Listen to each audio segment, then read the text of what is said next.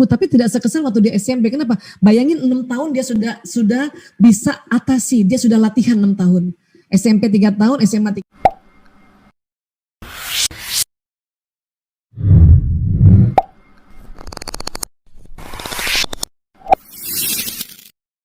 Keutamaan istighfar tuh banyak ya. Satu hadis ini mengatakan siapa saja rutin membaca istighfar, maka Allah akan memberikan solusi atas setiap kesulitannya, penyelesaian bagi setiap permasalahannya, dan dia akan memberinya rezeki dari jalan tak terduga. Kalau kita anggap sekarang ini pandemi sulit, kita disuruh perbanyak dan rutin baca istighfar. Rasulullah menjanjikan Allah akan memberikan solusi atas setiap kesulitan. Kalau kita anggap sekarang ini masalah, disuruh perbanyak istighfar dan rutin baca istighfar. Kenapa? Allah memberikan penyelesaian bagi setiap permasalahan.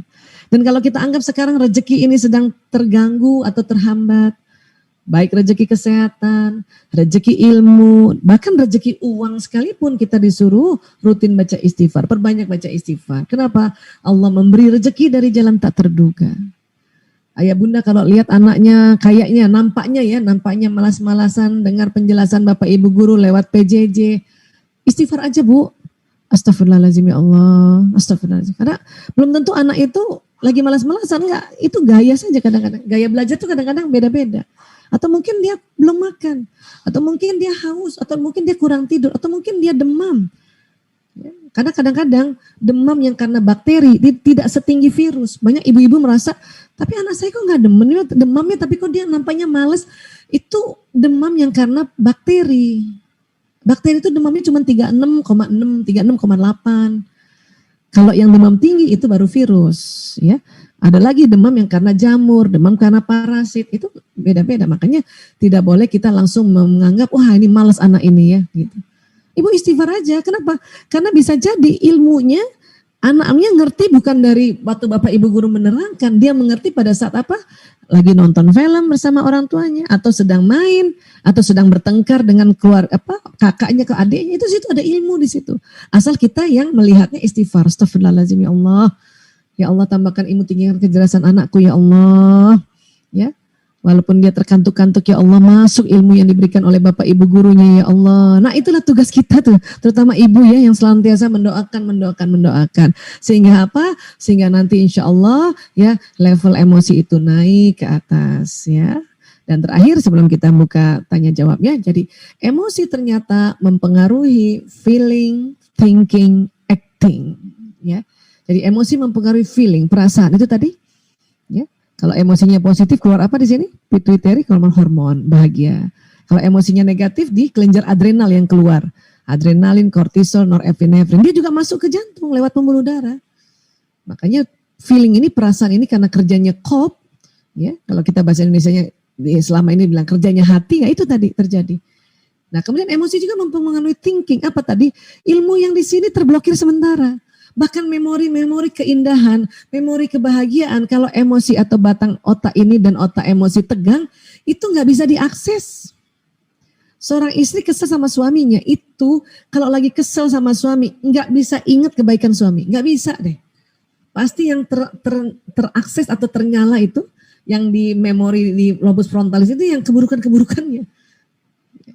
Termasuk juga barangkali, ya kesel sama pimpinan kah, kesel sama teman kerja kah, kesel sama mitra kerja kah, atau sama anak-anak, itu ya yang kebaikan-kebaikan itu nggak bisa diakses, itu terblokir sementara itu. Makanya cepat-cepat ya Allah, astagfirullahaladzim, ya Allah, astagfirullahaladzim, ya Allah, astagfirullahaladzim, ya Allah, astagfirullahaladzim, ya Allah. Nah kita ya ingat Allah supaya batang otak ini rileks, kemudian otak mamalia rileks, maka baru ingat lagi, oh iya ya Allah, kasihan anakku ya Allah, dia juga bosan ya Allah. Kasihan dia ya Allah, kasihan suamiku juga ya Allah, dia stres ya Allah. Lebih lebar dari 2,5 kali lebih lebar dari perempuan. Jadi kalau misalnya tinggal 2 saja, ya sudah ajak makan aja dulu. Ayo kita makan ya nak ya, habis itu baru laki-laki, makanya kita bilang tanggung 2 lagi nak, tanggung 2 lagi nak. Muna aku lapar, tanggung 2 lagi nak. Kita berpegangan pada perasaan kita karena kita nggak lapar. Ini yang kadang anak dianggap ini nggak patuh dia nih. Ini yang kita harus mulai banyak nih pendekatan-pendekatan tentang wataknya, tentang usianya, tentang jenis kelaminnya. Oh dia tetap patuh, cuman lagi lapar. Dan anak laki-laki kalau sudah bilang bunda aku lapar itu berarti udah setengah jam nungguin. Nah, daripada perang di situ mending kita ajak makan, ayo nak makan. Dan dia setelah makan dia udah tahu tuh, ayo udah makan, kita kerjain 2 lagi. Kan enak kayak gitu ya.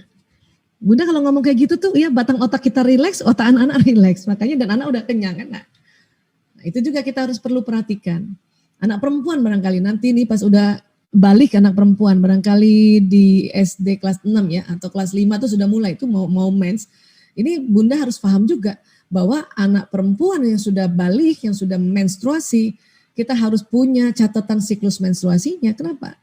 4 hari mau mens atau mens hari pertama sampai hari kelima itu hormon perempuan, hormon estrogen progesteron itu menurun di dalam tubuhnya itu.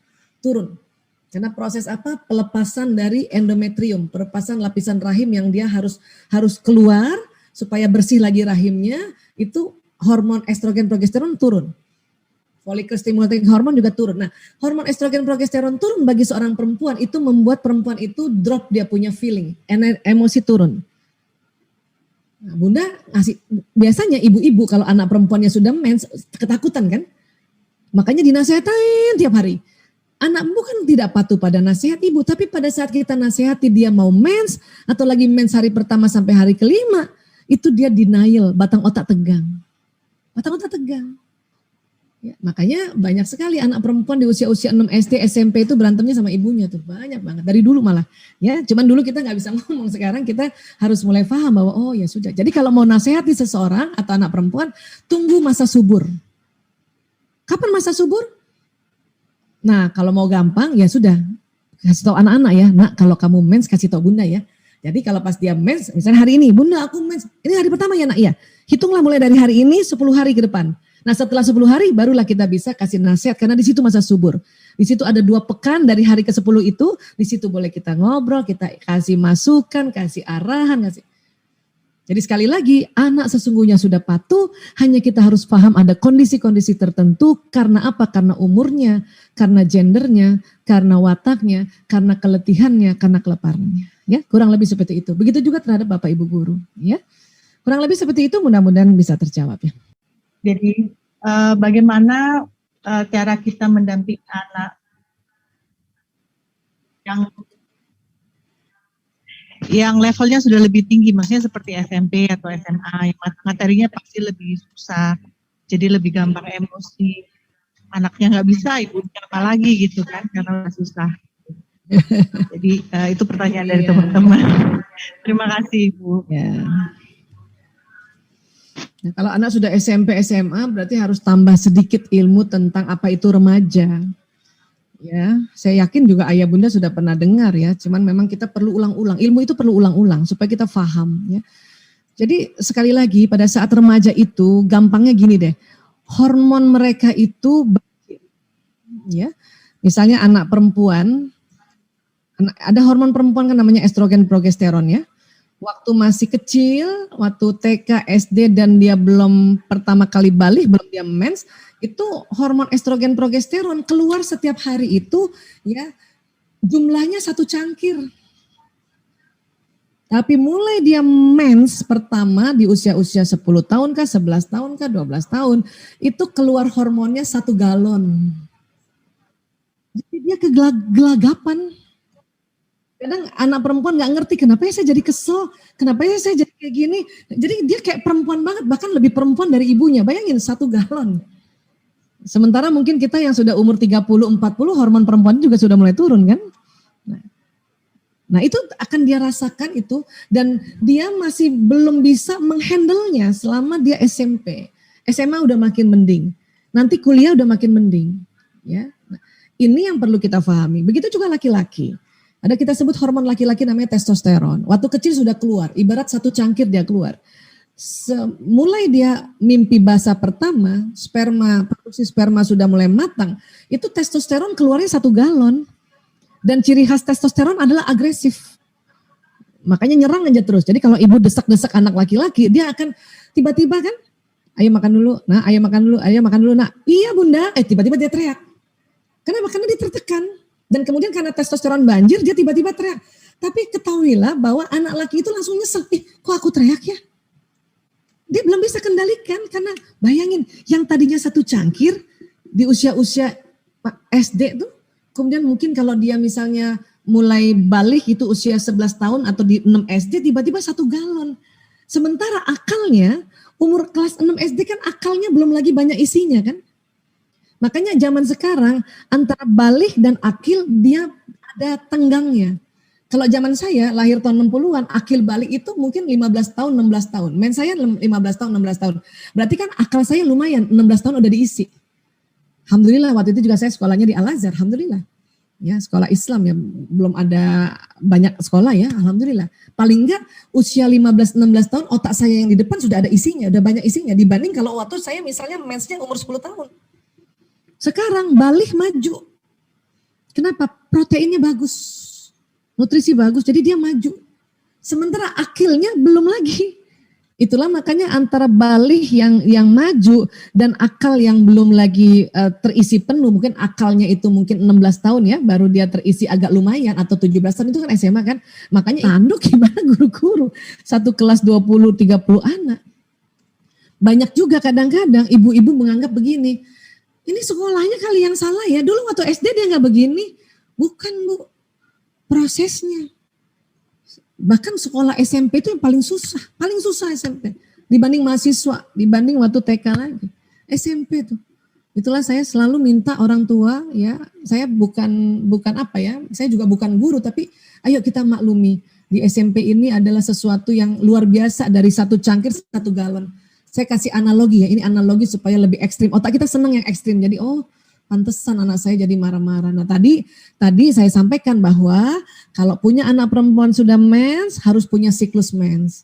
Lihat tanda-tanda. Kalau dia cemberut terus, kita kasih nasihat cemberut, terus ada jerawat 1 aja atau 2 jerawat di mukanya, berarti mau mens. Tunda nasihatnya.